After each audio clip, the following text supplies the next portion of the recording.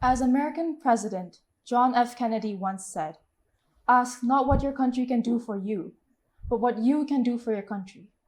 During an era where thousands and millions of people are able to complain every day online, we have a man here before us today who took matters into his own hands and believed that he will be the one to change our country. Please welcome Rabindra Mishra. Thank you so much. It is an absolute pleasure to be with an 18-year-old youth, basically a teenager, who has the confidence to run a show on a national television. And then, I was also impressed by you when you first called me and requested to come to your show. And I Googled you. And the things that you have written and the things that you have done at this age, it is exceptional. And I'm really pleased to be talking to you today. Thank you, sir. It's such an honor for you to recognize my previous writings. And also the fact that you're here today to give us your opinions and your valuable insight. Sir, it was about 10 years ago, when you left your career as a journalist and you entered the field of politics. According to the Nepali press at that time, you explained this shift in your career by saying that you had built 40 libraries, but over 32,000 schools in Nepal still did not have libraries. And you thought the only way to do this was through politics. First of all, this conviction of yours is very hard to find in society today. And I believe that is a very absolutely admirable quality that you have. Thank you so much, Anuricca Giri. Actually, the question that you started, I would like to take you as an example. Yes.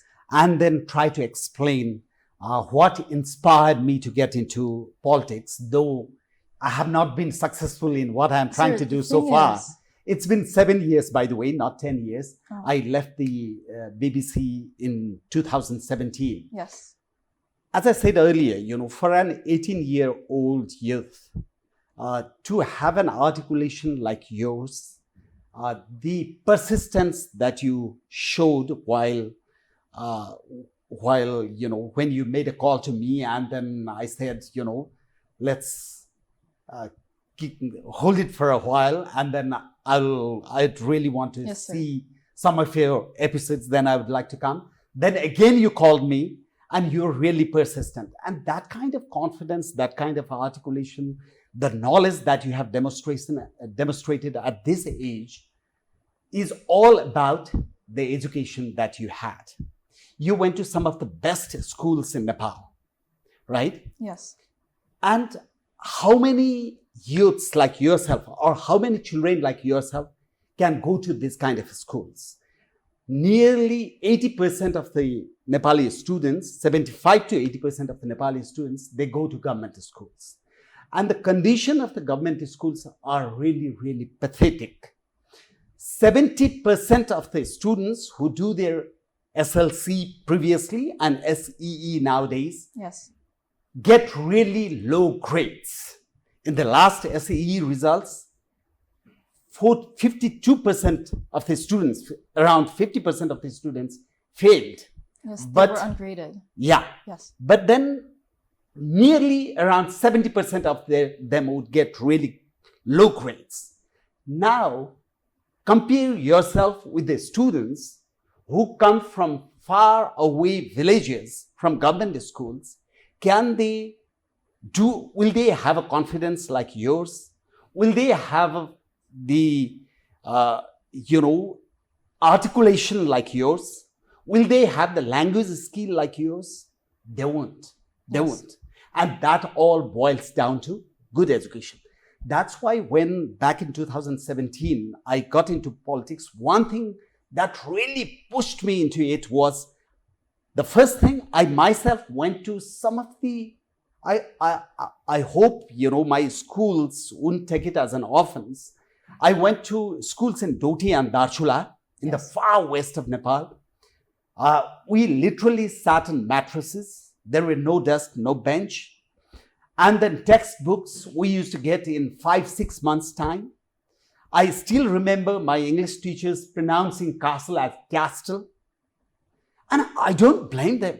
And if a single student passed the SLC exam, now the SEE, in those days, it used to be SLC exam, it would be a celebration in the whole of the bazaar. That's amazing. If a single student passed the SLC exam, you see. So I had seen that. And it was for that reason that I you believe in entered politics. destiny. Destiny had something else for me. I became fortunate. After coming to Kathmandu, I went to colleges in Kathmandu. Then I got a scholarship in Pakistan to do my second master's in journalism. And then I got a job with the BBC in London. I went there. I again studied there. That's a different case. But virtually all of my friends, they weren't as fortunate as I am. So majority of students who go to those kind of schools, neither they can change their life, neither they can change the society, nor they can change the country. So yes, the education was one of the major sources of inspiration for me to get into politics, and the desire to improve the public education, not the private education. Yes. No country in the world has ever developed with private education. You need the good, public education schools, yes. to develop, to transform any society. And in the case of Nepal also, as I mentioned earlier, 75 to 80% of the students go to public schools, but unfortunately, they are the ones who do really badly in the school leaving certificate exams. That being said, one cannot help but ask you the question, why politics specifically?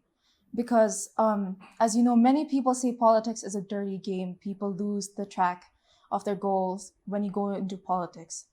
You could have entered the education field yourself directly, perhaps started your own schools or charities. Why was it that you thought that politics specifically will help you reach your goals? You see, I was already into charity because when I was in the UK back in 2000, me and like-minded friends, we established a charity called Help Nepal Network, £1 a month fund for Nepal, 100 rupees a month fund for Nepal. And the whole idea of the charity was to encourage Nepalis to do something for Nepal. Because at that time, and even now, there are thousands of non-governmental organizations and the government itself. They take loan from foreigners. They take, the NGOs, non-governmental organizations, they get money from foreign organizations in the name of developing Nepal or using for development purposes in Nepal. But has Nepal transformed? It hasn't. Not really. So what we argued was the first thing, Nepalis should have that passion and desire to transform their country. And if we can't do it, yes, obviously, taking support from others isn't bad. It is not a bad idea at all. So we started this charity and we built dozens of schools, classrooms, libraries, and then health posts and all that. And we have a children's home in the outskirts of Kathmandu in Dhulikhel as well. I dissociated myself from the charity when I started politics because I didn't want to drag that. Really, my friends who are doing really great work, I didn't want to drag them into controversy. That's a different story. But I was into charity. And then everyone realizes is to build a shelter in Dhulikhel, it took about 6 years to raise funds and then to build it and to run it. That's too long. Right? For one children's home.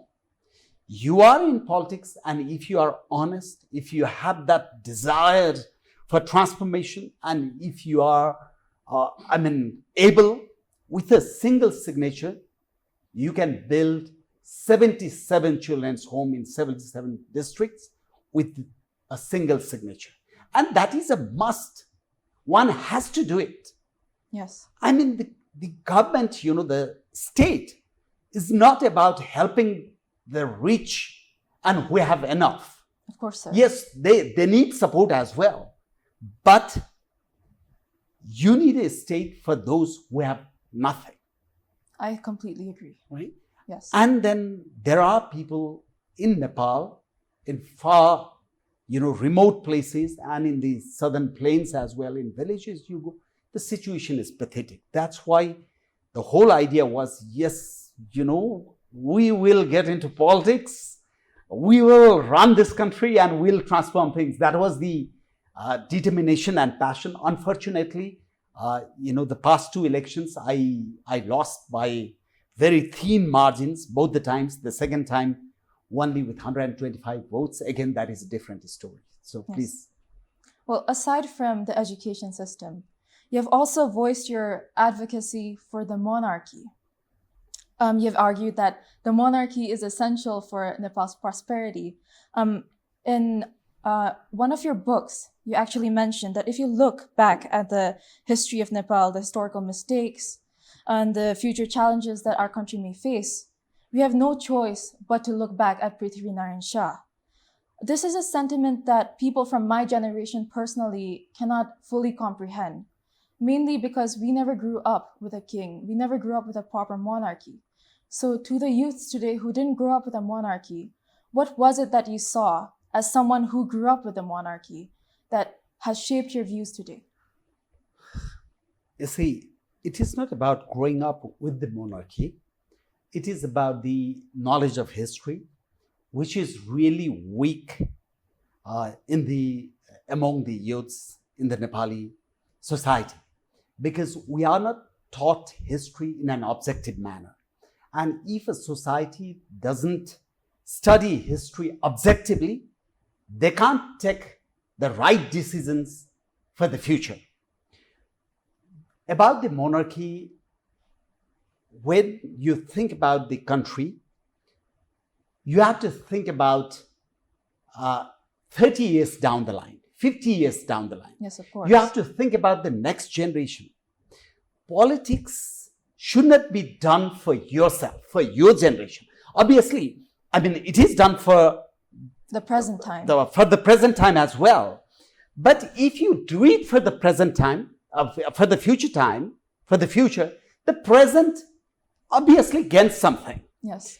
In the context of Nepal, what we have to think is the way things are changing internationally and domestically. The external reasons, external factors, and the internal factors both have become so sensitive in the context of Nepal that my fear is we'll not be handing over this country to your generation in a livable manner. Yes. For example, our forefathers were poor, they were not well educated, they were in lots of ways conservative, but they were not unethical. They handed over the country safely to our generation, right? Yes. But ours is a generation which has handled and treated this country in such a manner that your generation doesn't even want to live in this country. And that kind of sense of guilt we should carry. And to overcome that sense of guilt, what should we do? That answers the question why I shifted my whole position to the restoration of monarchy. Let me explain to you now the internal, domestic, and the external and internal factors which are really sensitive and which are really important for the future of this country and for the sake of your generation. Geopolitically, Nepal is in the center of international geopolitics now. Yes. The two countries that we have on the two sides of our borders, both are Economic giants. They are military giants.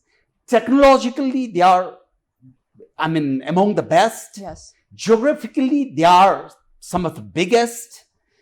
And in terms of population, they are the biggest, Yes. right? And because of these two countries, the whole international geopolitics is shifting towards Asia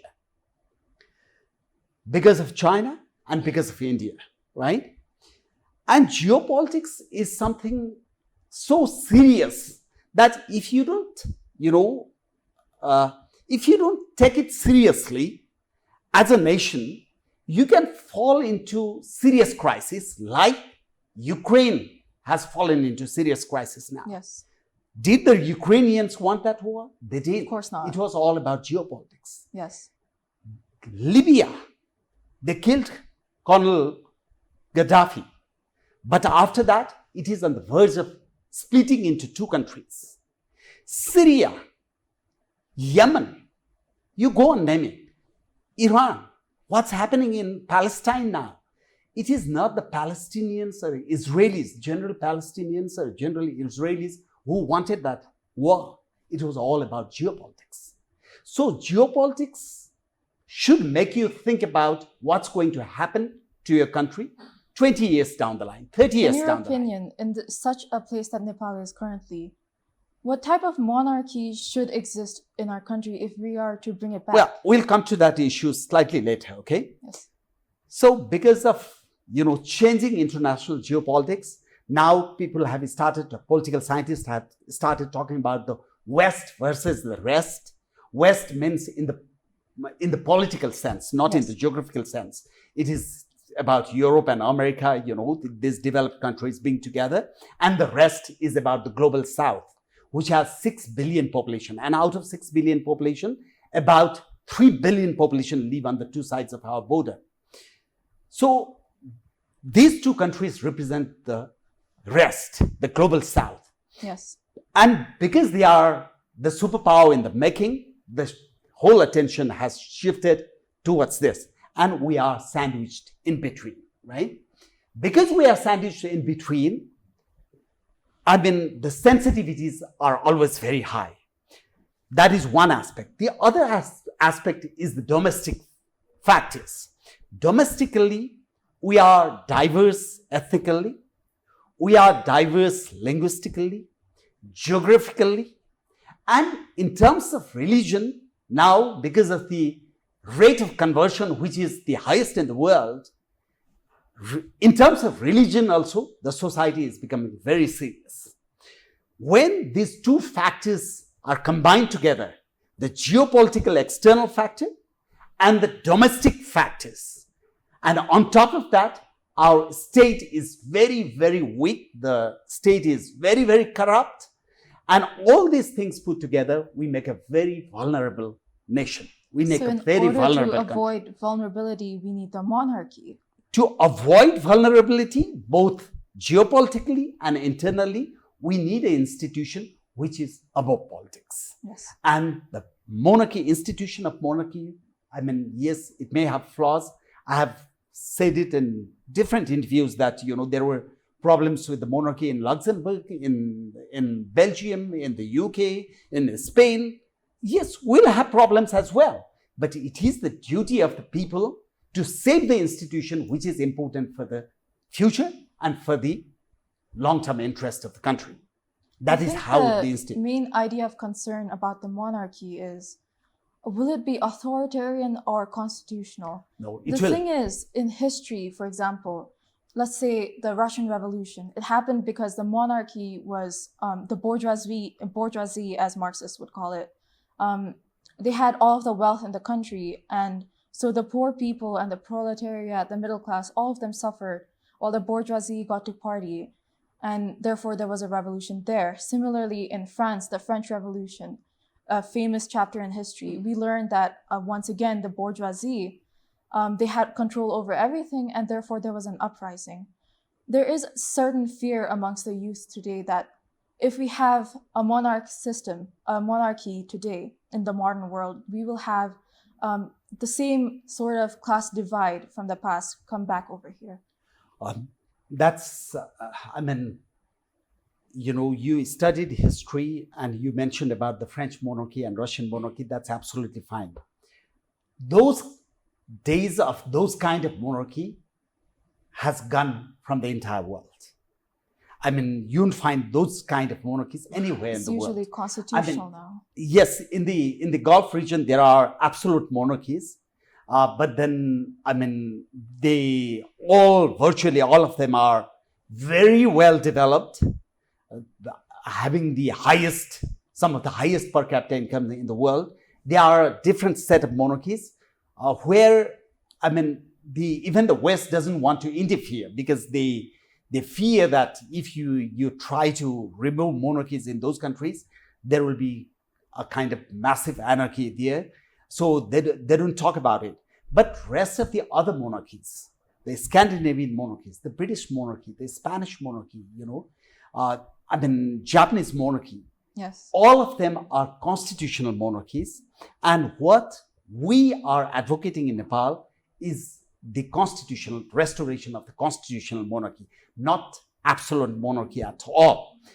And let me emphasize that we are not emphasizing the restoration of monarchy for the benefit of our generation. Let's be clear that. If the God is kind, I might live in this country for another maybe 20, 25, 30 years. Who knows who is going to die when. But then there are youths like yourself who, if they decide to live in this country, will have to spend another 60, 70, 80 years in this country. And don't you want that there is peace, there is security? This country is stable and this country is developed for your generation. So basically, the advocacy of monarchy is not for my generation, it is for the interest of your generation. Because without peace, without stability, without social cohesion, without sovereignty, without the physical integrity of the country, you can't talk about good governance. They have to go hand in hand. So unless and until the long-term national interest, by long-term national interest, I mean the peace, the stability, the social cohesion, the sovereignty and the physical integrity of the country, without them being ensured, you can't talk about good governance and the transformation of the country. For example, can people talk about transformation and good governance in Afghanistan now, in Yemen and Syria now? Can people talk about transformation in Tigray region of Ethiopia now? You see, so people think that the idea of monarchy is not progressive, it is moving backward. No. If, say, for example, you are a staunch monarchist, for example, yes, and if you decide to join the Nepal civil service or the foreign service, you'll have to keep the interest of the country on top of everything. The national interest comes first to you, not your personal ideology or personal beliefs. Similarly, what I have been arguing is, as a politician, country is first for me. The idea of the nation first should prevail. That's why I wrote a book, The Nation Above Notion, Vichar Bhanda Mathi Desh. yes, Because notions are personal, nation belongs to 30 million people in the case of Nepal. So always the national interest should come first. As I give you an example, yes. you join the civil service, you join the foreign service, you might be Well, whatever that certainly ideologically. is- Well, that certainly is an interesting perspective that you have. Another thing that concerns people about the monarchy is inheritance. Perhaps, let's say, a king dies while his son is very young. When he inherits the throne, he might be 3 years old. During such a period, if a king is just 3 or 4 years old, he is susceptible to the influence of his ministers, his advisors, and corruption can easily influence governance. Would you say that the country would truly be secure under such circumstances? When you have the institution of monarchy, there are certain traditional rules which determines the legacy of the institution. For example, in the case of the UK, the eldest child, if she is a daughter, she can still be the queen. In the case of Nepal, when we had monarchy, only the son could be the king. Yes. But that can change, and that was already changed by the... Yes, but the fact that if the heir to the throne is perhaps too young... And then there is a system of regents, who support the whole institution unless this the king becomes 18-year-old or 21 years old. So there are system, there are system in place. I mean, looking back in the history of Nepal, the start of the Rana regime did happen because there was competition between the queens, right? And the Ranas came to the power by influencing the young kings, and they were able to maintain their regime for so long, and many people suffered under that regime. There is still a risk that there would be another regime because of the monarchy. Wouldn't you say so? When we are talking about the constitutional monarchy, and the times have changed, when the Ranas were ruling here, I mean, almost the similar situation was in India and many parts of the country, world, because there were dictators and tyranns were in lots of countries. They used to rule their nations. But times have changed, and then it has gone to an extent where even the British monarchy is planning. For example, in the UK, I mean, King Charles apparently is suffering from cancer, and there is a talk of his abdication. And Prince William, who is supposed to take over, he's already discussing about modernizing the monarchy, slimming it down, cutting the cost, making it more people friendly and all that. So times have changed. I was in Luxembourg, and some of my Nepali friends were telling me that, we meet the princes and the king sometimes cycling on the street here. So times have changed, and once you have the constitutional monarchy, let me explain this slightly in more detail. We are not demanding constitutional monarchy for the development and the transformation of the country. The first thing the constitutional monarchy will ensure is the stability, peace, the national prestige, international prestige, the sovereignty, physical integrity, and everyone agrees, even in Europe and whoever advocates for monarchy, they agree that kings they need a country to be a king. Yes. So they will obviously think more about the national interest and the longevity of the institution and the country more than the politicians who will always have vested interest, right?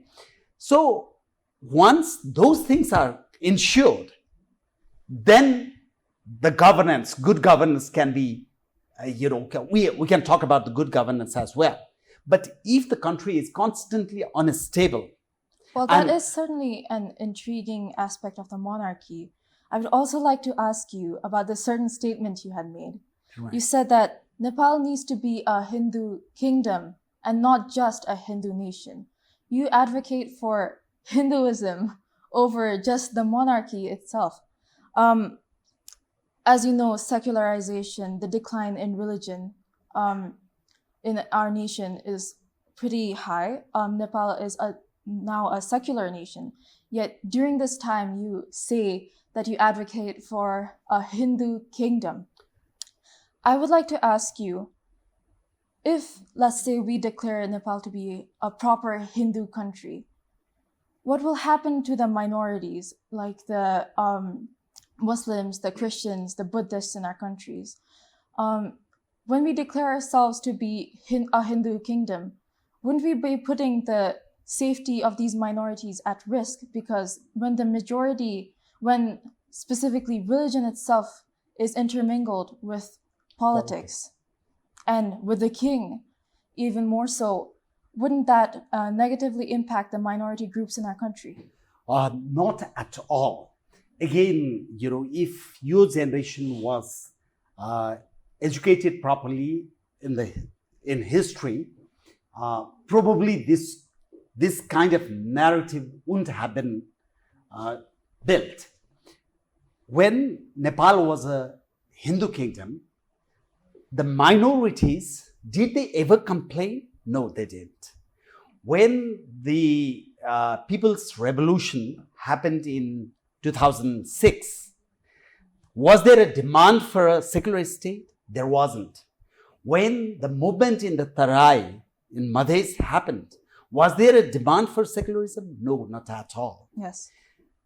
It all happened overnight without the knowledge of even topmost politicians, and there was a lot of foreign elements playing into it.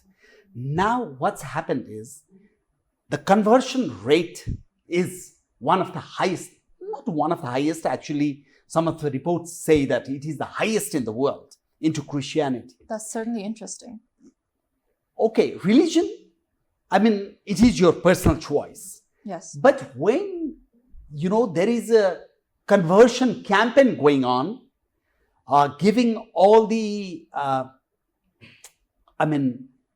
forcing people into conversion and enticing them into conversion, that's a different matter. Yes. And what's that going to happen? As people convert, say for example, in Dhading, there is a valley called Ruby Valley, where there used to be, overwhelming majority were Buddhist and some were Hindus. Now 80% of them are Christians. How that will result into society is, now, the grass will grow in Hindu temples. Yes. In the Buddhist, monasteries as well, right? Because the majority of the population is Christian. And with that kind of ratio, the whole social dynamics is going to change. And Nepal, But wouldn't you say what you don't realize better? what your generation doesn't realize is, there are 4 major religions in the world: Christianity, Islam, Hinduism, and Buddhism, right? Of course. Nepal is the center of 2 major religions in the world. Hinduism and Buddhism. And culturally, we are so diverse, so rich, and the civilization, our civilization is so rich. Either you have to say that we don't care about culture and civilization, we don't care about Nepal being the center aren't of... religion and culture 2 different things? We can talk about that little later. So either we have to say that, okay, we don't bother about it, everything is about personal freedom. No, that is not the case. Religion is not just personal, it is social, it is national as well. Because the more the conversion happens, when the majority starts to feel that they are being cornered, they will revolt. And the minority rights can never be guaranteed until and unless the majority is also satisfied and happy. That was very Majority insightful. will have to advocate for the minority rights everywhere in the world. So to keep the minority happy, you can't annoy the majority. If you annoy the majority, the society will go to the far right politics, or it will react in an extreme manner. That is what has happened in, say, Scandinavian countries, like countries like Denmark and Sweden. They were considered some of the most liberal countries in the world. Now, the Swedes and Danes are protesting within themselves and saying that, no, we didn't want people from other religion in this country because they are disturbing our society, and there are protests are going on. So basically, when you think about the long-term national interest, you have to think in a way that the majority remains happy, they don't feel cornered. At the same time, the rights of the minorities will have to be guaranteed. And that is what's the situation now. But the concern is, if you don't turn Nepal into a Hindu kingdom, because Hindu religion and the institution of monarchy are very closely interlinked, because in lots of Hindu rituals, the king comes in. You need the king. And without the king, the religion can't be protected. That being said, sir, do you have a message for the youths, the ones who seem to have the opposing view compared to what you have just explained to us? Could you tell something to them, a message perhaps, to help us understand better how we can improve our country on our part while you're doing your work? Okay.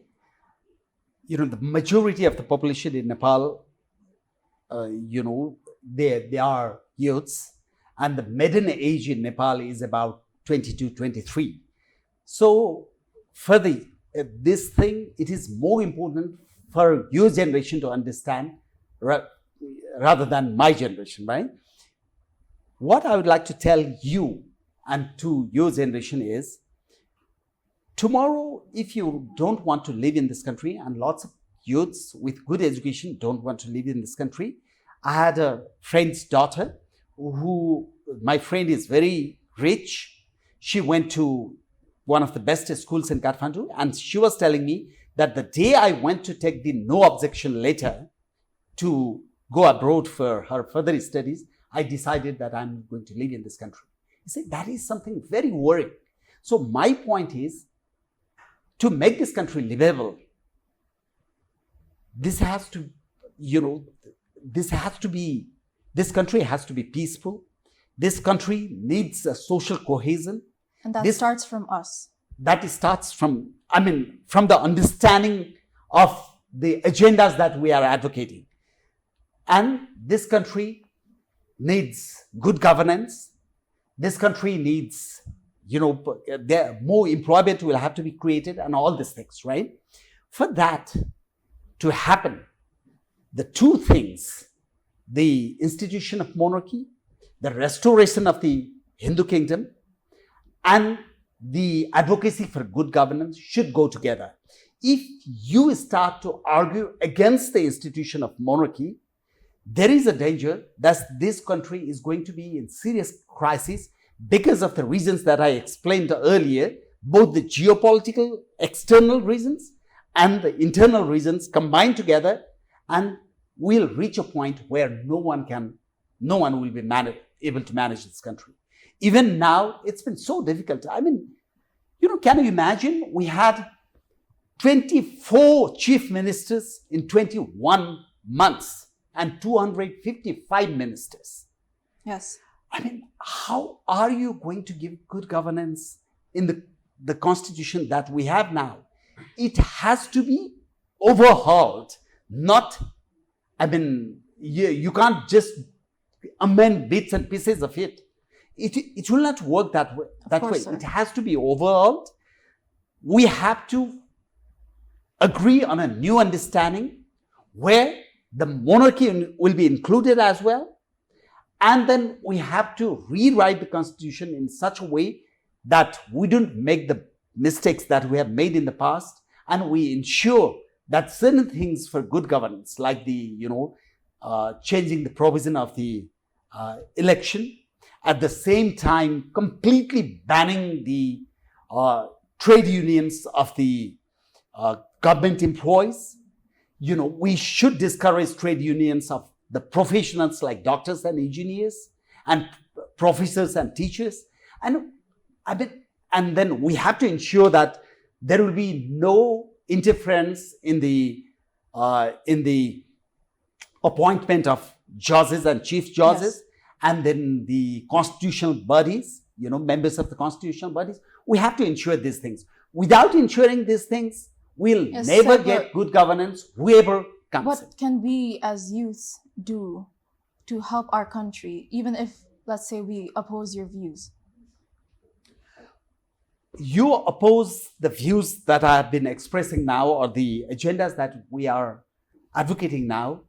I don't think in any way the system of governance is going to improve, because it has deteriorated to such a level. Well, let's certainly hope that the future will be more peaceful than it is now. No, the risk is future is going to be more dangerous. Well, perhaps we just have a new government, right? And that being said, we might have a more positive outlook. We have people like you in politics today who are fighting for our future. And hopefully the youth in my generation who have heard your voice on today's episode will be influenced and gain insights from whatever you have said. And then one day, all of us combined together in unity, we'll be able to make Nepal an even better country. With that being said, sir. That's a very wishful thinking. Of course. It's not about individuals. Okay, I might be good, and then there might be a couple of people who are really good. With that being said, sir, I have a token of love that I need to give to you. Oh, so you want to end the interview now, because The program is just for 30 minutes, right? Yes. Yeah, it's absolutely all right. It has been a huge pleasure. I'm not sure whether, I could explain things properly to you or not, but it is amazing that I'm coming and talking to an 18-year-old on the national television. This is the first time I have talked to the person of your age, on television. It's great, and I wish you all the best. Thank you, sir, for coming to our show. For our ending, we would like to give you a small token of appreciation. Okay. That would be great pleasure. Over here, you'll find a small inscription, Ad Meliora. In Latin, it means towards a brighter future. Oh, right. Great. Thank you so much. I wish you all the best. Yes, thank you, sir.